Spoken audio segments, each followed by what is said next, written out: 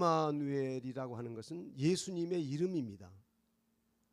오늘 본문에 있는 것과 마찬가지로 처녀가 잉태하여 아들을 낳을 것인데 그 아들을 낳으면 그 이름을 뭐라고 하라고요? 네, 임마누엘이라고 불러라. 근데 그 임마누엘이라고 하는 뜻은 뭐냐면 하나님이 우리와 함께 계신다는 뜻을 담고 있는 것입니다. 그러니까 예수님은 임마누엘이셨습니다. 왜냐하면 하나님이 우리와 함께 계시기 위하여 하늘 보좌를 버려두시고 이 세상에 성육신 하나님이 육신을 입으시고 이 세상에 오셨기 때문입니다. 하나님은 왜 우리 역사 가운데 우리 인류가 사는 삶의 현장까지 하나님이 사람의 몸을 입고 우리와 같이 뼈를 가지시고 살을 가지신 그런 육신의 몸을 입으시고 역사 가운데 왜 진입해 들어오셔야만 했는가? 예수님의 탄생은 하나님의 인류 구속사에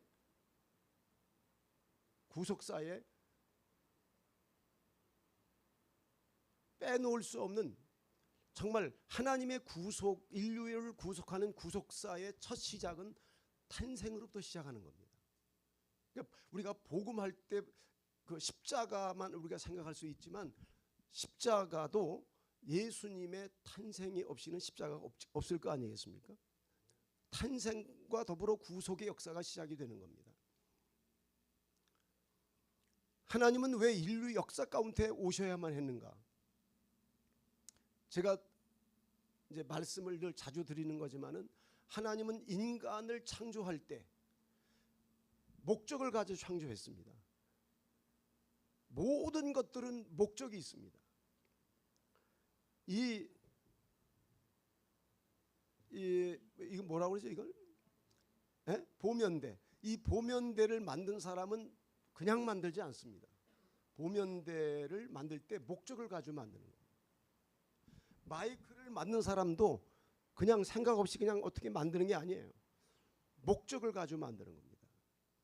모든 것은 다 목적이 있습니다. 하물며 하나님이 이 인생을 하나님의 형상대로 창조할 때 목적 없이 만들겠습니까? 반드시 어떤 목적을 가지고 만드는 겁니다.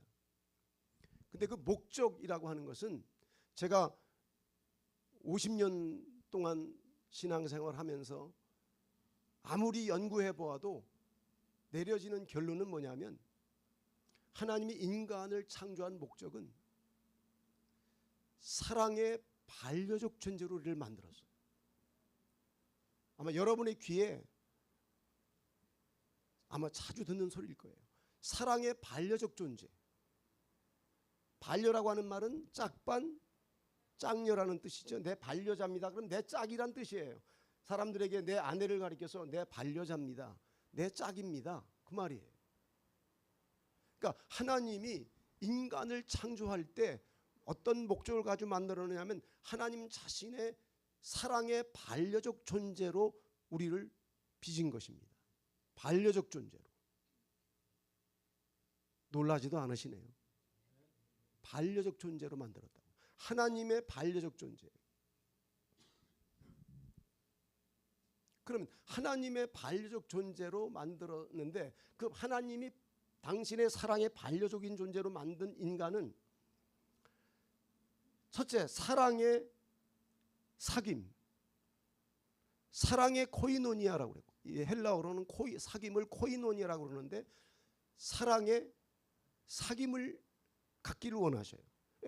짝이니까. 사랑의 반려적 존재와 하나님은 사랑의 사귐을 갖기를 원하셔요. 사귐, 교제, 사랑의 사귐, 사랑의 코이노니아. 그리고 사랑의 반려적 존재와 하나님이 또 갖기를 원하시는 관계는 뭐냐면 사랑의 코이노노스예요. 코이노니아에서와 비슷한 말이지만은 코이노노스는 사랑의 반려자 즉 사랑의 연합을 말하는 거예요. 코이노니아는 교제, 코이노노스는 사랑의 연합. 그러니까 코이노니아와 코이노노스, 그리고 세 번째는 코이노네오, 사랑의 나눔. 사랑하는 자와 뭔가 나누고 싶은 거예요. 그게 코이노네오예요. 근데 무엇을 나누길 원하시느냐 하면 하나님이 가지고 있는, 하나님만이 가지고 있는 그 소중한 것을 사랑하는 반려적 존재와 사랑의 나눔을 갖기를 원하셨던 거예요. 그럼 하나님이 사랑의 반려적인 존재인 우리들과 무엇을 도대체 무엇을 나누기를 원하셨는지, 하나님이 나누기를 원하셨던 코이노노스는 무엇인가, 코이노네오는 무엇인가? 하나님의 영원한 생명입니다. 믿습니까? 이건 하나님만이 유일하게 가지고 있는 영원한 생명을 자신의 사랑의 반려적인 존재인 인간과 나누기를 원하셨던 거예요. 이건 성경을 아무리 연구해 보아도 이거 외에는 답이 없어요. 하나님의 영원한 생명을 함께 나누시기를 원하시는 사랑의 코이노네오. 하나님이 또 나누고 싶어 하시는 것은 하나님의 영광입니다. 하나님만이 가지고 있는 하나님의 영광이 있잖아요. 영광. 그 영광을 혼자 가지고 계시는 것이 아니라 사랑의 반려적인 존재로 빚었던 인생들과 같이 자신의 그 영광을 나누기를 원하는 거예요. 코이노네오. 또 하나가 있다면 그것은 하나님의 영원한 나라. 하나님의 영원한 나라를 사랑의 반려적인 존재인 우리 인생들과 나누기를 원하시는 거예요. 아멘입니까? 그러니까 이 나눔이라고 하는 것, 우리가 연말이 되면은 서로 뭔가를 사랑하는 사람들과 크리스마스가 되면은 선물을 나누잖아요. 카드도 보내고 선물도 보내면서 사랑의 나눔을 성탄절에 많이 하잖아요. 하나님은 우리와 하나님 자신만이 가지고 있는 영원한 생명, 영원한 영광, 영원한 나라를 사랑의 반려적인 존재인 우리들과 함께 나누시기를 원하시는 줄로 믿기를 바랍니다.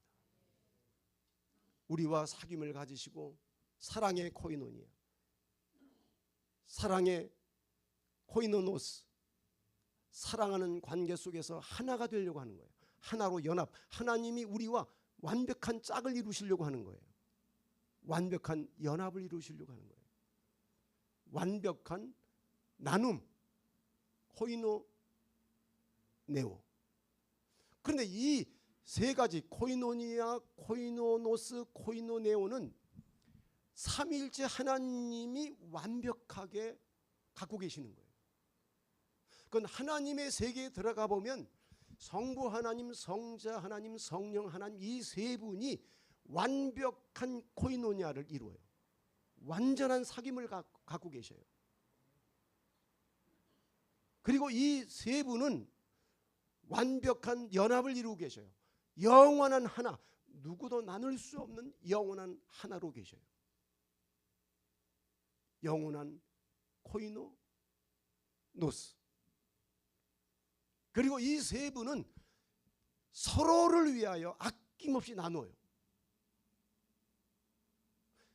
하나님은 아들에게 천하 만국의 영광, 하늘과 땅의 모든 권세를 다 주셔요. 아들은 아버지에게 생명까지 주어요. 아낌없이 서로가 서로를 위해서 나누셔요. 이 세 분은 그렇게, 삼일째 하나님은 그런 세계에 계셔요. 바로 우리를 그 삼일째 하나님의 코이노니아와 코이노네오와 코이노노스 속에 우리를 소속시키려고 하는 것이 하나님의 원대한 인간 창조의 목적이고, 그 목적을 이루기 위하여 예수님이 이 땅에 우리와 똑같이 뼈를 가지고 살을 가지신 육신의 몸으로 성육신 하시게 된 줄로 믿기를 바랍니다. 여러분, 그러니까 우리가 정말 우리 인간이라고 하는 존재는 원숭이가 진화돼서 인간이 된 게 아니에요. 그건 말도 안 되는 이야기예요. 원숭이와 인간은 종류 자체가 다른 거예요. 종류가 달라요. 종류가. 인간만 유일하게 하나님의 걸작품인 거예요. 인간만. 세상 사람들은 인간이 특별하긴 특별하니까 그걸 특별한 인간이 동물과 다른 것을 설명하려고 하다 보니까 인간은 만물의 영장이다. 그래서 도구를 사용한다. 언어를 사용한다. 왜? 그건 부인할 수 없거든요. 인간이 특별한 것은 분명하기 때문에 그 특별한 것을 설명하려고 하니까 도구를 사용한다. 언어를 사용한다. 여러분, 사람만 도구를 사용하는 게 아니더라고요. 동물들도 도구를 사용해요. 원숭이도 돌을 이용해서 단단한 걸 깨트려 먹기도 하더라고요. 어떤 새는요, 뼈다귀를 높이 물고 올라가서 하늘에서 딱 떨어뜨려 가지고 깨트려 먹어요. 그 안에 있는 골수를 먹느라고 도구를 이용해요. 어떤 새는요, 빵 조각을 물에다가 탁 던져가지고 거기 고기들이 몰려들면 딱 쪼아서 먹어요. 그 빵을 도구로 사용해서 고기를 잡아요. 낚시한다고. 인간만 도구를 쓰는 게 아니에요. 인간과 동물의 차이는 뭐냐? 종류 자체가 달라요. 우리는 하나님의 형상적인 존재요, 하나님의 영을 가지고 있는 존재요, 하나님과 사귐을 가질 수 있는 위대한 존재, 경이로운 존재들인 거예요. 하나님과 사랑의 연합을 이룰 수 있고 하나님과 사랑의 나눔을 가질 수 있는 아주 독특하고 특이하고 정말 경이로운 존재로 우리가 빚어진 줄로 믿으시기 바랍니다.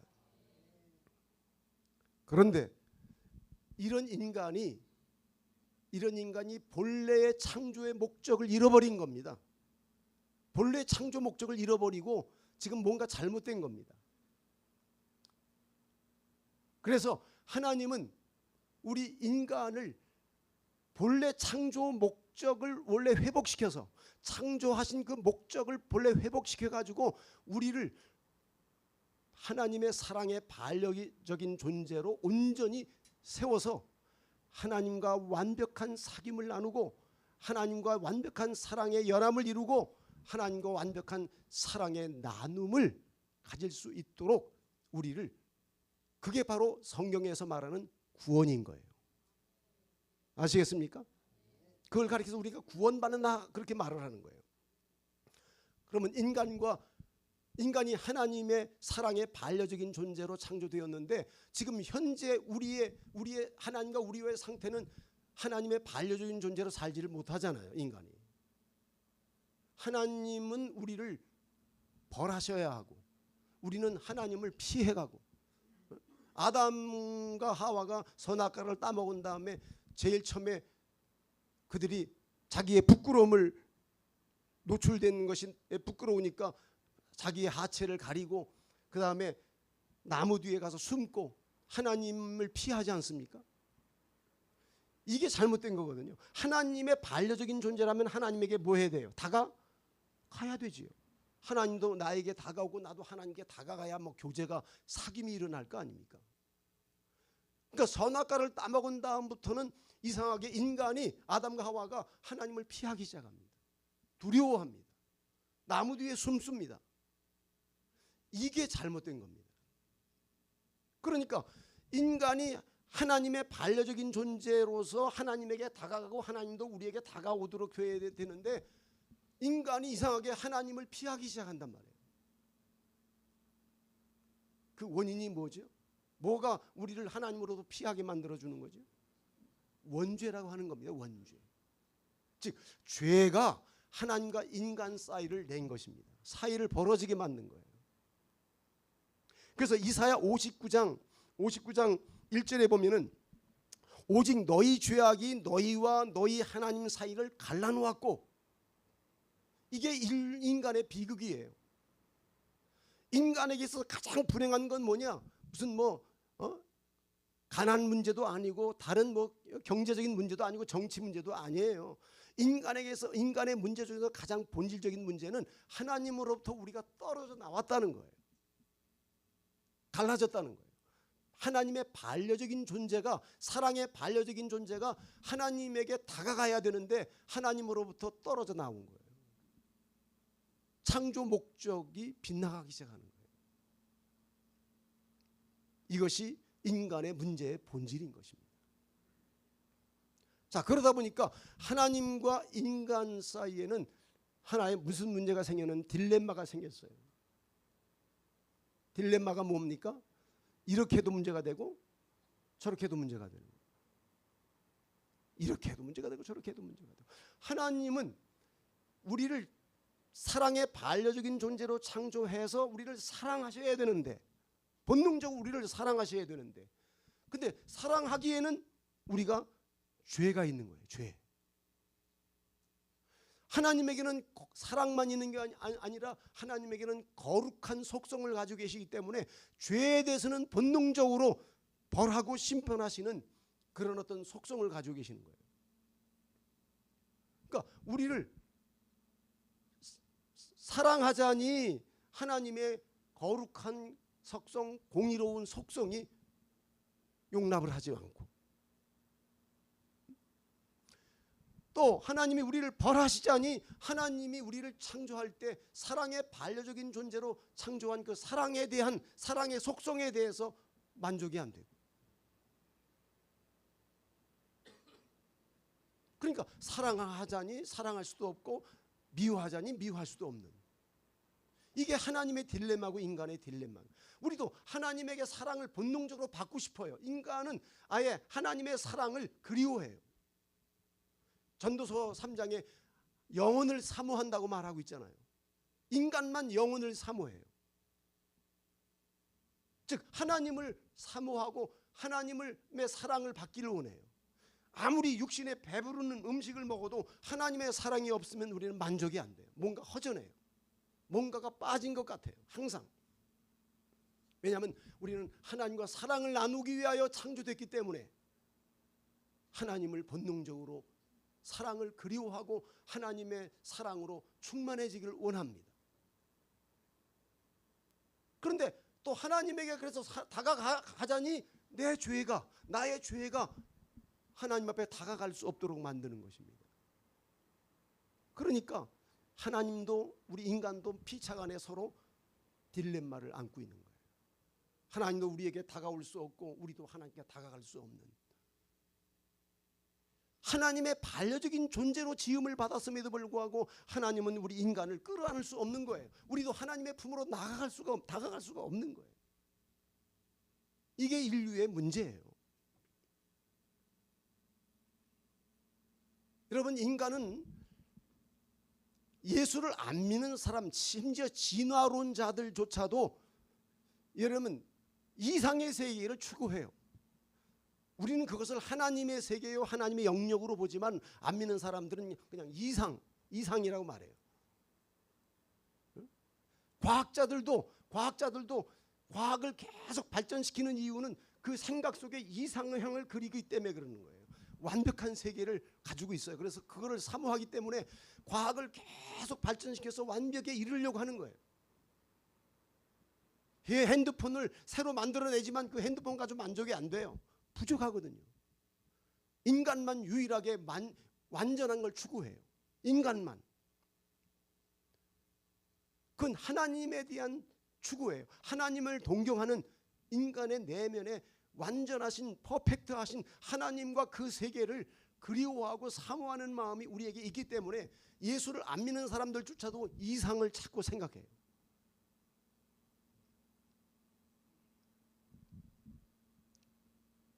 진화론자들도 이 인류가 계속 진화하면 어디까지 가겠어요? 완벽한 데까지 진화할 거 아닙니까?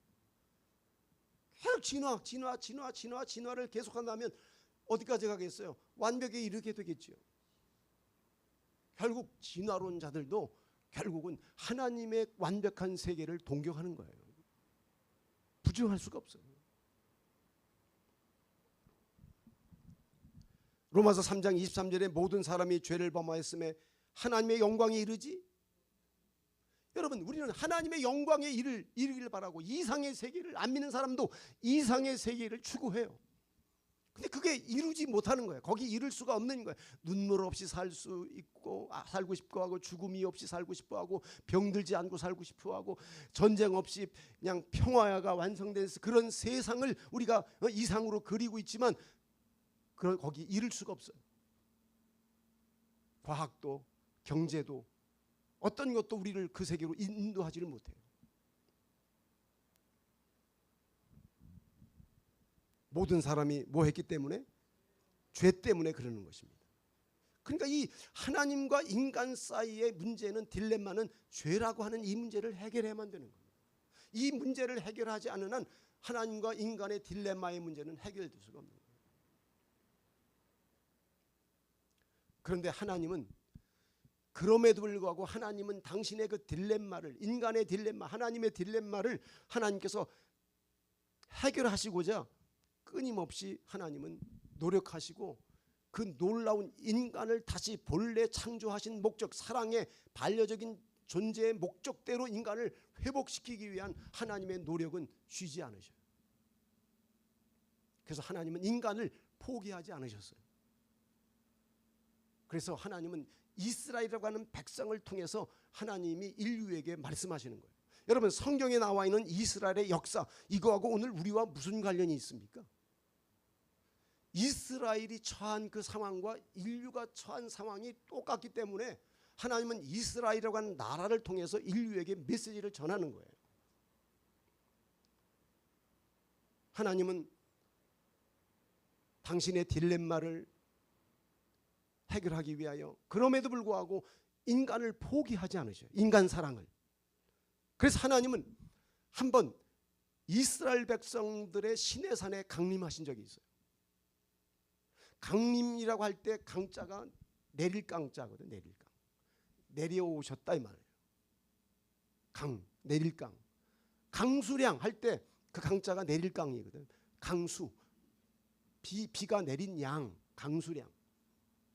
우리가 예수님을, 성육신 하신 그 예수님을 또 다른 표현으로 강생하신 예수님이라고도 그래요. 천주교에서 그런 표현을 많이 하는데, 강생, 내려오신 예수님의 삶을 강생이라고 그래요. 이 땅에 육신의 몸을 입고 오셔서 생을 살아내신 그 예수님의 삶을 강생하신 예수님이라고 불러요. 내려오셔서 살아신 예수님의 생애를 강생이라고 해요. 시내산에 내려오셨는데, 문제는 하나님과 인간의 관계는 딜레마가 있다고 그랬죠. 죄 문제가 있기 때문에 하나님과 인간이 쉽게 만날 수 있어요, 없어요? 없어요. 근데 하나님은 만나야만 되겠다. 인간을 찾아오셔야만 했단 말이에요. 인간을 사랑하기를 포기하지 않으셨어요, 하나님은. 그래서 하나님은 이스라엘 백성들 가운데 찾아오셨어요. 그 시내산에 찾아오셨는데, 우리가 출애굽기 한번 우리 찾아보면 19장 20절에 보면 여호와께서 시내산 곧 그 산 꼭대기에 강림하시고라고 되어 있어요. 내릴 강, 내려오셨다 이 말. 하나님이 인간을 찾아오셨어요, 하나님이. 그리고 모세를 그리로 부르셨어요. 모세가 산으로 올라가매 여호와께서 모세에게 이르시되 내려가서 백성들을 경고하라. 너 내려가. 백성들에게 이렇게 말해. 너희들 이 경계선을 넘어오면 안 된다. 이 경계선을 넘어오면 죽게 된다.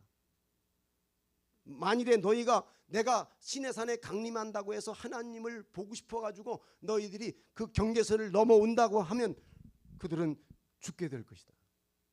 그러니 백성들에게 내려가서 아주 신신당부를 해라.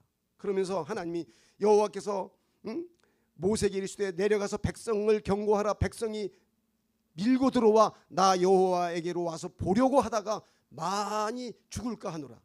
또 여호와께서 가까이 하는 제사장들에게 그 몸을 성결하게 하게 하라. 나 여호와가 그들을 칠까 하노라. 모세가 여호와께 이르되 아뢰되 주께서 우리에게 명령하여 이르시기를 산 주위에 경계를 세워 산을 거룩하게 하라 하셨사온즉 백성이 시내산에 오르지 못하리이다. 하나님 지난번에 말씀하셨기 때문에 제가 백성들에게 아주 단단히 일러 두었습니다. 안 올 겁니다. 제가 명령으로 이 경계선을 넘어오지 말라고 제가 백성들에게 아주 신신당부를 했습니다. 안전할 것입니다. 그러니까 하나님이 아니야, 그래도 내려가. 다시 내려가서 이스라엘 백성들에게 다시 한번 단단히 경고해. 절대로 이 선을 넘어오면 너희가 죽을 것을. 그래서 여호와께서 그에게 이르시되 가라, 너는 내려가서 아론과 함께 올라오고 제사장들과 백성에게 경계를 넘어 나 여호와께로 올라오지 못하게 하라. 내가 그들을 칠까 하노라. 모세가 백성에게 내려가서 그들에게 알리니라. 자, 그러니까 하나님은 인간을, 이 죄인된 인간을, 사랑의 반려적인 존재들을 죄로 말미암아 하나님과 인간의 관계가 깨어지고 서로 갈라서 있지만 그 인간을 포기하지 않았다는 거예요. 그리고 하나님이 인간을 찾아오셨다는 거예요. 그리고 찾아오시는데 문제는 여전히 인간의 죄가 문제가 되기 때문에 하나님은 그 죄인을 보호하기 위하여 경계선을 명확히 정하시고 그 경계선을 넘어오지 못하도록 하나님께서 말씀하신 거예요. 다시 말하면 죄인은 하나님을 배울 수 없기 때문에, 그럼에도 불구하고 하나님은 인간을 만나야 하기 때문에 시내산에 내려오셨다, 강림하셨다, 그 말이에요.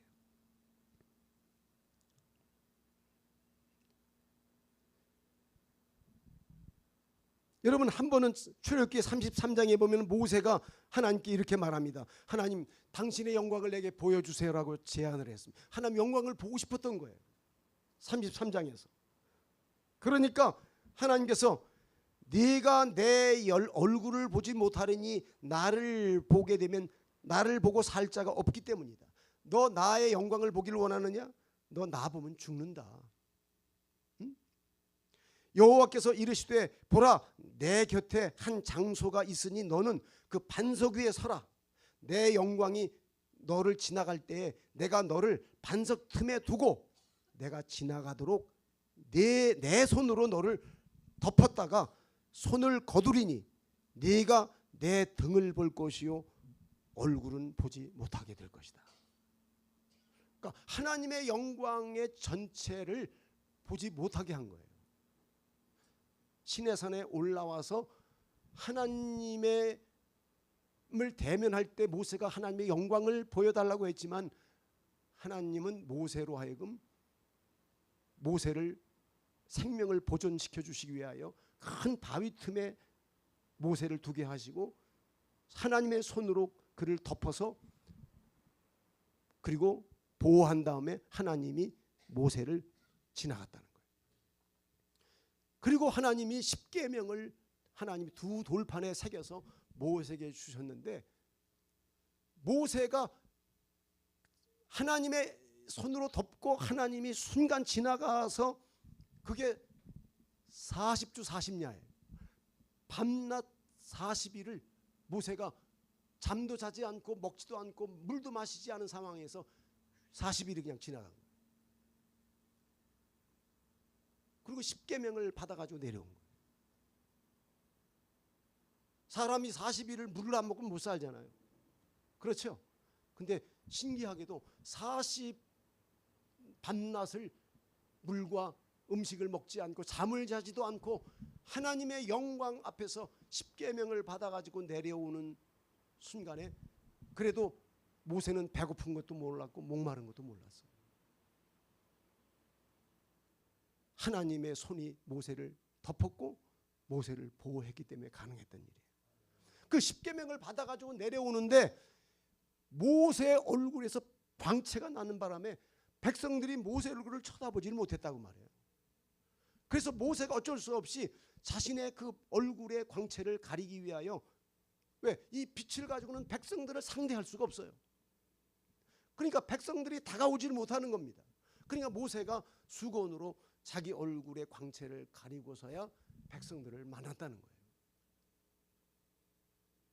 자, 그러니까 여러분, 하나님의 그 영광이라고 하는 것은 우리가 하나님의 영광을 직접 뵐 수 없다는 문제가 있는 거예요. 이 죄인들이. 그러니까 이 하나님이 그 다음에 모세에게 성막을 만들라고 해가지고 성막을 둘로 나누어서 한쪽은 하나님이 거하시는 지성소를 정해가지고 거기에 법궤를 놓고 법궤 뚜껑에 속죄소라고 하는 곳에 하나님이 영광 가운데 임재해 계셨어요.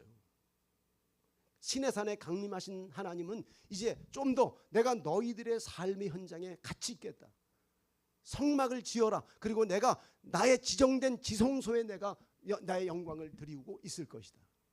다만 너희들이 나를 만나야 되는데 1년에 대제사장만 한 차례 깨끗하게 목욕을 하고 그 다음에 대제사장만이 입는 거룩한 옷을 입고 그리고 양의 피를 가지고 1년에 한 차례만 하나님을 배우러 들어오는 거예요. 이렇게까지라도 해서 하나님은 우리 인류를 포기하지 않고 만나주시기를 원한다는 거예요. 그러니까 이 위험한 동거가 아주 위험한 동거죠. 그러니까 이 위험한 동거가 구약 성경에서 계속 됐던 겁니다. 그러나 시원하게 모든 사람을 만날 수가 없는 거예요. 오직 1년에 한 차례 대제사장만 만나는 겁니다. 이 위태로운 동거가 구약 시대에 계속 이어져 내려온 겁니다. 그런데 이 구약의 시대가 언제 끝나느냐? 바로 예수 그리스도의 탄생과 더불어 이 구약의 시대는 끝나는 거예요. 왜냐하면 이제는 하나님이 이제는 시내산에 강림하는 것뿐만 아니라 지성소에 좌정하시고 1년에 한 차례 제사장만 만나주는 것이 아니라 하나님은 예수 그리스도 성자 예수님을 세상에 보내시는 거예요. 야, 네가 내려가라. 네가 내려가서 사람의 몸을 입고 사람의 뼈를 가지고 사람의 육신으로 성육신해서 너가 인류의 삶의 현장으로 들어가라. 그래서 눈으로 볼 수 있도록 심지어 손으로 만질 수 있는 사람으로 우리와 똑같은 사람으로 역사 가운데 네가 들어가라. 인류를 구원하는 방법은 그 방법밖에 없다. 그래서 예수 그리스도가 성탄하신 거룩한 예수님이 이 땅에 태어나신 것은 왜 우리에게 기쁨이 되느냐 하면 이제는 하나님을 직접 배울 수 있는 우리 눈으로 보고 우리 손으로 만질 수 있는 하나님으로 우리에게 다가오는 거예요. 아멘입니까? 이거는 이제 구약의 시대가 이제는 끝났음을 선언하는 거예요. 대제사장만 한 차례 1년에 한 차례 만나는 하나님이 아니라 누구든지 하나님을 눈으로 볼 수 있고 손으로 만질 수 있는 우리의 삶의 현장에 가까이 계시는 하나님을 우리가 만날 수 있다는 거예요. 할렐루야. 이렇게 하나님이 우리를 찾아오신 이유는 우리를 포기하지 않았다는 거예요. 우리 인간을 포기하지 않았다는 거예요. 인간이 하나님을 영광에 이를 수 없으니 하나님이 친히 사람의 몸을 입고 우리를 찾아오신다는 거예요. 우리가 찾아갈 수 없으니 하나님이 사람의 몸을 입고 우리를 찾아오신 거예요. 아멘입니까? 그래서 하나님은 태어날 날도 없고 하나님은 죽음도 없잖아요. 근데 예수님은 태어나신 날이 있어요. 낳았다고 말하고 있어요. 낳았어. 그리고 예수님은 또 죽을 수 있는 몸을 가지고 있어요. 우리와 똑같이 하나님은 죽음이 없는 하나님이신데도 예수님은 죽을 수 있는 거예요. 우리와 똑같은 몸을 가지고 오셨기 때문에. 전도하시다가도 예수님은 더워서 나무 그늘에 쉬실 수밖에 없었어요. 왜? 우리와 똑같이 육신을 가지고 계셨기 때문에.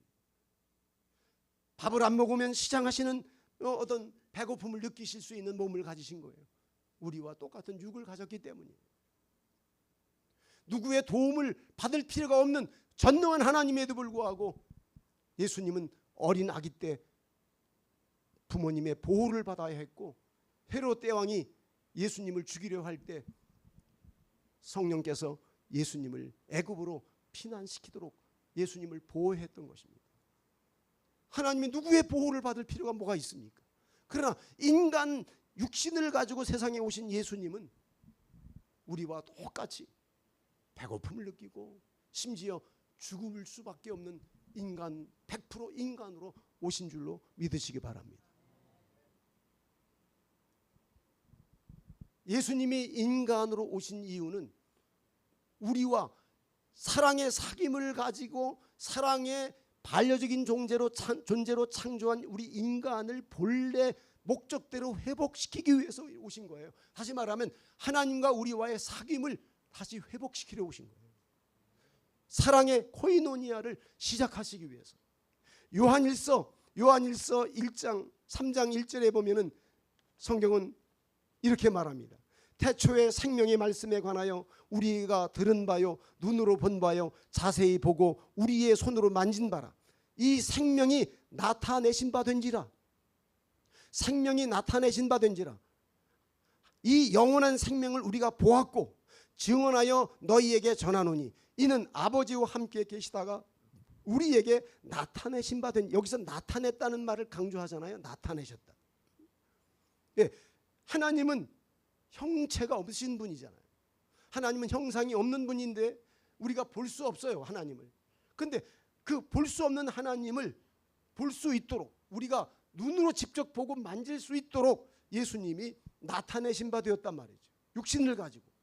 우리가 보고 들은 바를 너희에게 전함은 너희로 우리와 사귐이 있게 하려 함이니 우리의 사귐은 아버지와 그 아들 예수 그리스도와 더불어 사귐이라. 자, 예수님이 성육신하여 이 역사 가운데 탄생하신 목적은 뭐 때문에 오셨다고요? 우리와 사귐을 갖고 눈으로 보고 손으로 만질 수 있는 예수님은 왜 우리 이 인간의 몸을 입고 오셨느냐 하면 우리와 사귐을 가지려고 오셨다는 거예요. 코이노니아를 위해서 오신 거예요. 아멘입니까? 그러니까 창조의 목적을 회복시키려 오신 거예요. 골로새 1장 15절에 보면 그는 보이지 아니하는 하나님의 형상이요. 자, 예수님은 보이지 않는 하나님의 형상이란 말이에요. 하나님은 보이지 않아요. 우리가 볼 수 없어요. 물리의 세계만 볼 뿐이에요. 우리는 영의 세계를 우리는 볼 능력이 없어요. 하나님은 영이시기 때문에 볼 수가 없어요. 근데 보이지 않는 하나님의 형상, 보이지 않는 하나님을 형상화해서 나타내셨단 말이에요. 왜? 우리가 눈으로 볼 수 있고 손으로 만질 수 있어. 하나님이 어떤 분인지를 우리가 체험하고 체감할 수 있도록. 믿습니까? 고린도서 1장 9절에 보면 너희를 불러 그 아들 예수 그리스도 우리 주와 더불어 교제하게 하시는 하나님은 미쁘시도다. 우리를 부르신 목적은 그 아들 예수 그리스도 우리 주와 더불어 교제하게 하시는, 코이노니아하게 하시는 하나님은 미쁘시도다. 예수 그리스도의 성육신의 이 탄생은 하나님의 구속의 역사의 획기적인 사건이에요. 이제는 우리가 하나님을 우리가 볼 수 있게 된 것입니다. 하나님을 자세히 볼 수 있게 된 것입니다. 직접 만질 수 있게 된 것입니다. 예수님이 인간의 육신을 입고 우리 가운데 오신 것은 사랑의 반려적인 존재인 인간과 사랑의 사귐과 사랑의 연합과 사랑의 나눔을 그토록 가지시기를 원하시는 하나님의 표현인 줄로 믿으시기 바랍니다. 여러분, 구약 성경의 스바냐라고 하는 선지자를 통하여 하나님이 이 예수님을 통해서, 임마누엘을 통해서 하나님이 인간을 구원하실 것에 대한 그 예언을 하셨는데, 스바야 3장 14절에 보면 시온에 따라 노래할지어다, 이스라엘아 기쁘게 부를지어다, 예루살렘 따라 전심으로 기뻐하며 즐거워할지어다. 여호와가 내 형벌을 제거하였고 내 원수를 쫓아내었으며 이스라엘 왕 여호와가 내 가운데에 계시니. 자, 임마누엘이지. 자, 하나님이 임마누엘 하시니까 어떤 일이 일어나느냐 하면 너의 형벌을 제거하고 내 원수를 쫓아내겠다는 겁니다. 임마누엘을 통해서.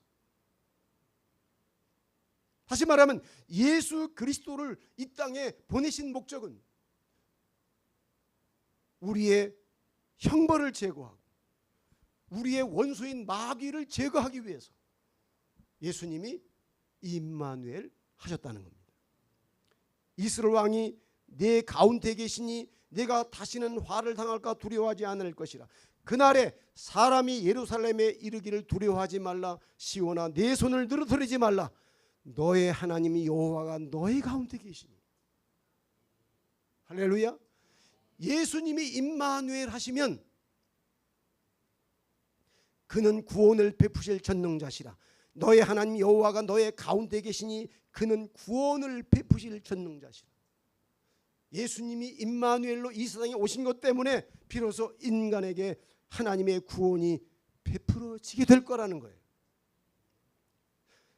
구원을 베푸실 전능자시라. 그가 너로 말미암아 기쁨을 이기지 못하시며 너를 잠잠히 사랑하시며 너로 말미암아 즐거이 부르며 기뻐하시리라. 예수 그리스도를 통해서 죄 용서함을 받고 예수 그리스도를 통해서 하나님의 사랑의 반려적인 존재로 구원을 받게 된다면 하나님은 바로 그 구원받은 그 사람을 인하여 하나님이 그 기쁨을 이기지 못한다는 거예요. 왜? 창조의 목적, 사랑의 반려적인 존재로 빚은 인간을 본래대로 회복시켰기 때문에 이제는 하나님과 그가 사귐을 가질 수 있고 하나님과 연합할 수 있고 하나님과 하나님의 생명과 영광과 나라를 영원히 함께 나눌 수 있는 존재로 다시 태어났기 때문에 하나님이 그 구원받은 인간을 인하여 기뻐서 어쩔 줄을 몰라 하신다는 거예요. 할렐루야. 그가 너로 말미암아 구원받은 사람을 인하여 기쁨을 이기지 못하시며 너를 잠잠히 사랑하시며 너로 말미암아 즐거이 부르시며 하나님의 막 노래를 부르신다는 겁니다. 즐거워서. 이제 그와 더불어 코이노니아가 시작될 수 있기 때문에 나눔이 시작될 수 있기 때문에 생명을 나누고 영광을 나눌 수 있기 때문에 하나님의 나라를 나눌 수 있기 때문에 하나님은 그것 때문에 기쁨을 주체하지 못하신다는 거예요. 할렐루야. 저와 여러분들은 바로 예수님으로 말미암아 구원을 받아서 구원받은 여러분 때문에 하나님이 그 기쁨을 이기지 못하실 정도로 하나님께서 정말 행복해 하시고 기뻐하실 수 있는 그러한 존재들이 되기를 주님의 이름으로 축원을 드립니다. 여러분, 하나님이 임마누엘, 하나님이 사람의 몸을 입고 임마누엘 하신 것은 여러분 성경 이사야 59장에 보면은 무슨 말씀이 있느냐면 하나님이 이상히 여기신 것은 의인을 찾았는데 의인이 없고 중재자가 없는 것을 이상히 여기셨다 그러셨어요. 의인이 없는 것을 이상히 여기시고 중재자가 없는 것을 했다고요? 이상히 여기셨다는 거예요. 그러니까 하나님은 하나님과 인간의 이 딜레마를 중간에서 해결해 줄 중재자를 하나님이 찾고 계셨어요. 근데 그 중재자가 없는 거예요, 역사 가운데. 그래서 하나님이 스스로 그러면 내가 내 스스로 이 인간의 딜레마의 문제를 내가 스스로 해결하겠다. 내가 이제 구원의 문제를 내가 스스로 해결할 거야. 그러셨는데 하나님의 그 계획을 예수 그리스도가 성자 예수님이 하나님의 인류 구원에 대한 놀라운 그 프로젝트를 예수님이 그 뜻을 아시고 하나님의 뜻을 받들어서 예수님이 직접 이 세상에 하나님과 인간 사이의 중재자로서 이 중재자라고 하는 말은 이게 복음 중자거든요. 복음 중. 그러니까 중간이란 뜻이에요. 제자는 마를 재. 재단사들은 막 천을 마르잖아요. 천을 적당히 치수에 맞게 잘라서 옷을 만들잖아요. 마른다고 그래요. 마른다. 재단사. 그러니까 중재자라고 하는 말은 중간에서 이 사람과 저 사람의 두 사이에서 들어가 가지고 두 사람 사이를 잘 조정하는 거예요. 재단을 해가지고 서로 치수가 맞게 잘 중간에서 두 사람의 문제를 잘 재단해가지고 딱 문제가 딱 맞아떨어지게 원만하게 해결되도록 중개 역할을 하는 거예요. 이게 중재자예요. 하나님과 인간 사이는 직접 하나님과 다이렉트로 인간이 하나님을 직접 상대할 수는 없어요. 하나님도 우리를 직접 상대할 수가 없어요. 우리가 살펴봤잖아요. 시내산에 강림하신 하나님, 지성소에 임시로 동거하시는 그 하나님이 얼마나 위태로운 동거였는가를. 하나님과 인간이 직접 상대할 수 없으니 중개자가 필요했던 거예요. 우리가 중보자라고도 하고 중개자라고 해요. 이 중보자의 개념을 우리가 명확히 이해해야 예수님을 이해하는 겁니다.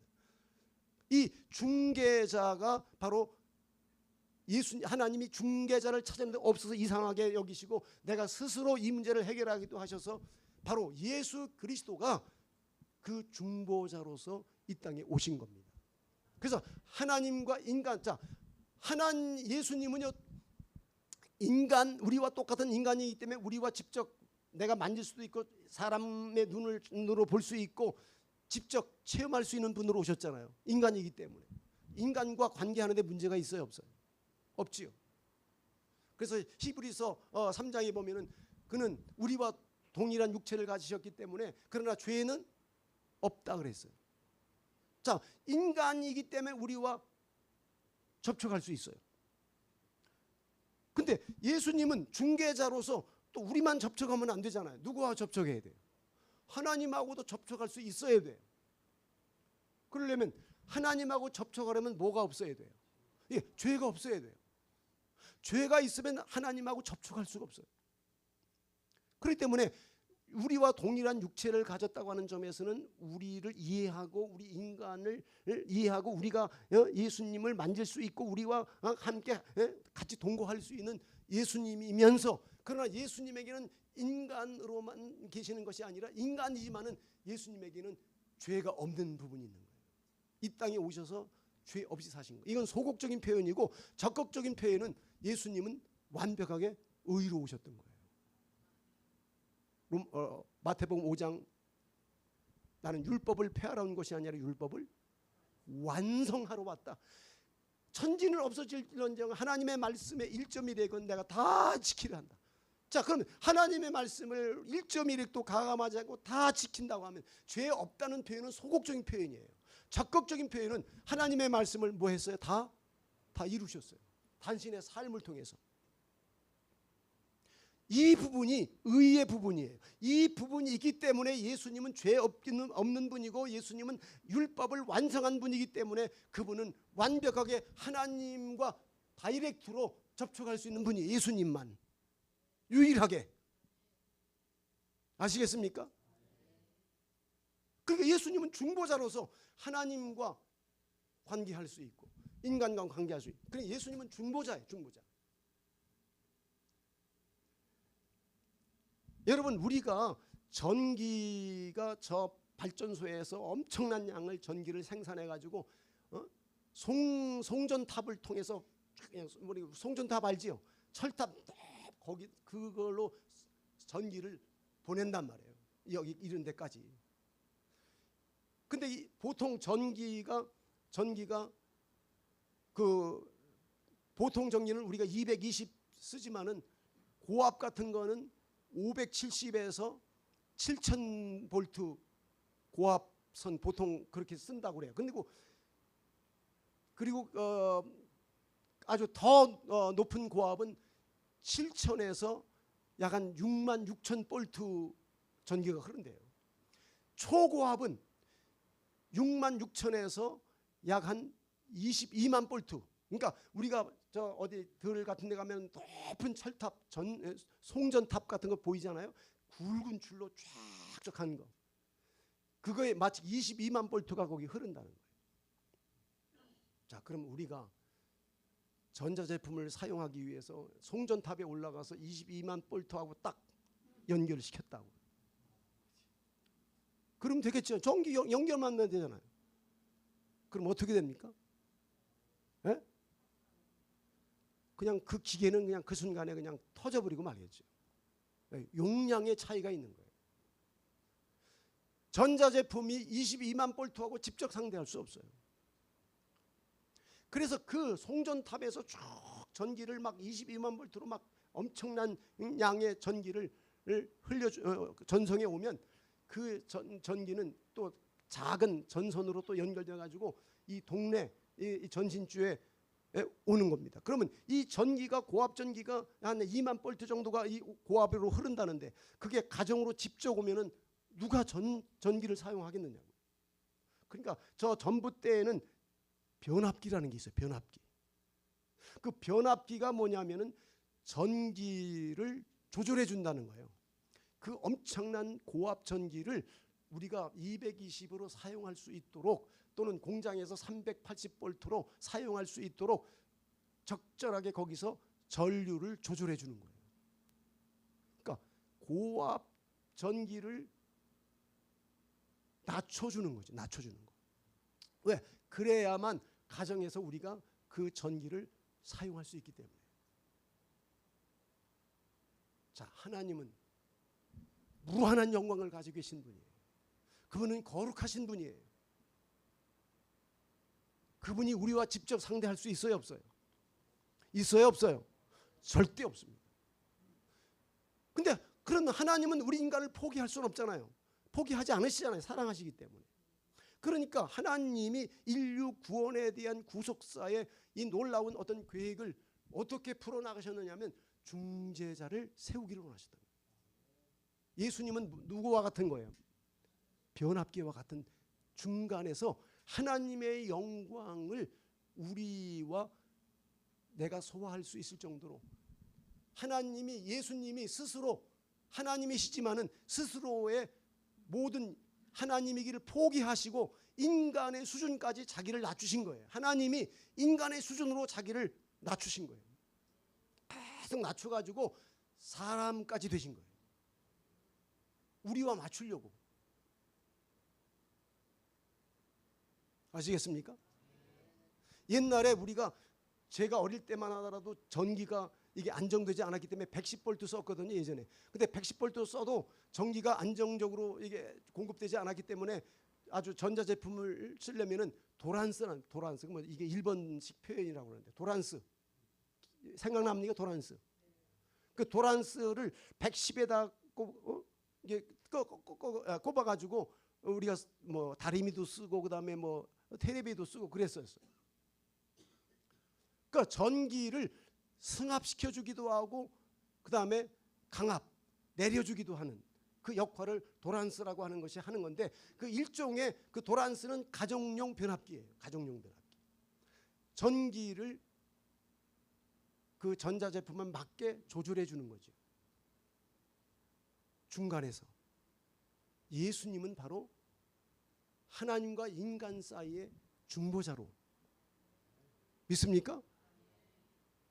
그래서 예수님이 육신의 몸을 입고 오신 것은 예수님이 하나님의 영광을 다운시키고 계속 다운시켜서 인간의 수준까지 한없이 자기를 낮추신 거예요. 그걸 우리가 자기 비하라고 그래요. 빌립보 2장에 보면은 그는 본래 하나님과 동등된 분이지만은 하나님과 동등된 것을 취약으로 여기지 아니하시고 자기를 비워 하나님이 마음을 비웠단 말이에요. 하나님의 길을 포기하셨단 말이에요. 자기를 비우고 자기를 계속 다운시켜서 인간이 되셨다는 거예요. 우리와 수준을 맞추시려고. 아멘입니까? 그게 성육신의 의미예요. 그러면 이 다음에 우리가 부활은 뭐냐? 부활은 우리를 이 인간의 이 육신을 하나님의 차원으로 우리를 업시키는 거예요. 하나님의 영역으로 하나님이 인간의 영역으로 들어올 때는 자신을 낮춰야만 되고 이 연약한 이 육신의 몸을 썩을 몸, 이 육체를 가진 이 몸을 가지고는 하나님의 나라를 유업으로 받을 수 없으니 하나님의 나라를 유업으로 하기 위해서 우리가 하나님의 나라에 진입에 들어가기 위해서는 우리를 하나님의 차원까지 우리를 업시켜야 되는 거예요. 업. 그게 부활이에요. 아시겠습니까? 그 부활은 신의 영역에 들어가기 위한 몸으로 변화하는 거예요. 우리 부활의 몸은 인간의 몸하고는 질이 다른 거예요. 그건 하나님의 생명인 거예요. 그 하나님의 생명을 예수 부활을 입는 순간 하나님의 차원으로 우리가 업돼 가지고 그 몸 가지고 승천하고 그 몸 가지고 하나님의 영원한 나라에 들어가는 거예요. 다운과 업, 이게 바로 예수님 안에서 다 되어지는 거예요. 예수님이 하나님의 영광을 다운시키지 않고 이 세상에 성육신 하지 않고 성탄에 정말 태어나지 않으셨다면 우리 구원은 있을 수 없는 거예요. 다행히 예수님이 오셨다 이거예요. 하나님이기를 포기하고 자기를 비하시키고 인간의 수준으로 내려오신 그 예수님 때문에 우리가 구원을 받게 되고, 다시 예수님은 십자가에 죽으시고 부활하신 다음에 당신의 영원한 부활의 생명을 우리와 함께 공유하심으로써 우리가 예수님과 함께 그 부활의 몸을 가지고 하나님의 영원한 영역으로 들어갈 수 있는 그런 어떤 존재업, 존재의 확장, 인간이 신의 수준까지 우리가 수준을 높여서 우리를 하나님의 나라로 데려가시게 되는 줄로 믿기를 바랍니다. 할렐루야. 이 모든 성탄의 날에 바로 이 성탄이 무엇을 의미하는지를 우리가 다시 한번 기억할 때 정말 하나님이 우리를 만나 주시기 위하여 인간을 몸을 입고 자신을 다운시켜서 한없이 비하시켜서 우리 수준으로 낮추어서 우리를 만나 주신, 그렇게라도 해서 우리를 사랑의 반려적인 존재로 회복시키려고 우리 예수님께서 성탄에 이 놀라운 은혜를 베풀어 주신 줄로 믿기를 바랍니다. 그래서 우리는 기뻐하고 우리를 찾아오신 그 예수님을 인하여 우리가 감격하고 기뻐하는 성탄절이 되기를 주의 이름으로 축원합니다. 우리 찬송가 122장 우리 참 반가운 성도요 찬양 드리고 기도로 오늘 예배를 마치겠습니다.